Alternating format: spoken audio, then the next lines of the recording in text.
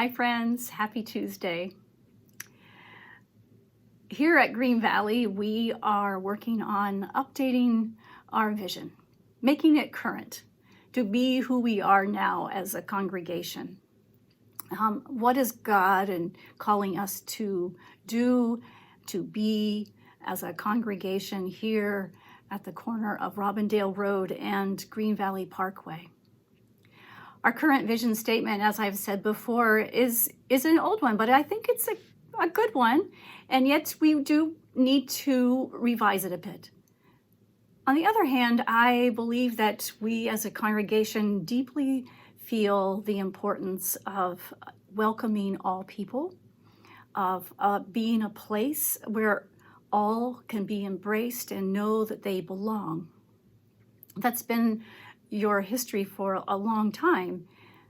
But as I've been thinking about our desire to welcome all and to assure everyone that they belong, I am aware that we, me included, have this tendency to do what sociologists call othering, where we have this process of excluding and marginalizing a person or a group of people because of their race, their gender identity, their sexual orientation, their economic class, or their age, or any other demographic identifier.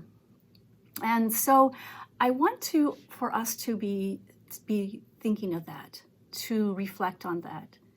When you catch yourself saying things like, they just can't seem to get it, or however you want to fill in that blank.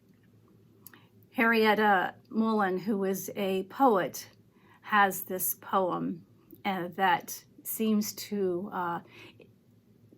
help us understand how we other. It does go like this, with a lot of pauses. They just can't seem to. They should try harder to. They ought to be more. We all wish they weren't so. Or this is my favorite.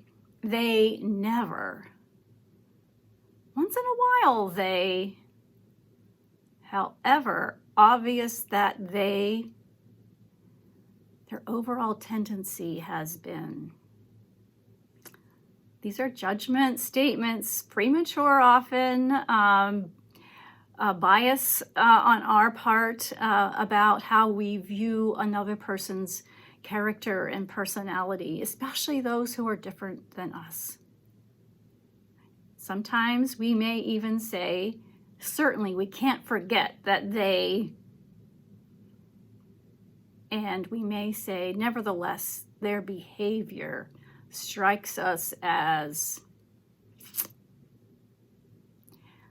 I pray that we will open ourselves up to understand how harmful othering is, and that we realize that we also other ourselves. There are parts of ourselves that we say, that we cut off from ourselves, that we have these shoulds and oughts that hinder us from embracing our true selves.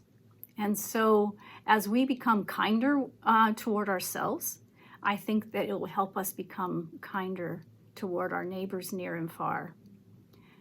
I hope you will think about that today, and that you will remind yourself that you are a beloved child of God.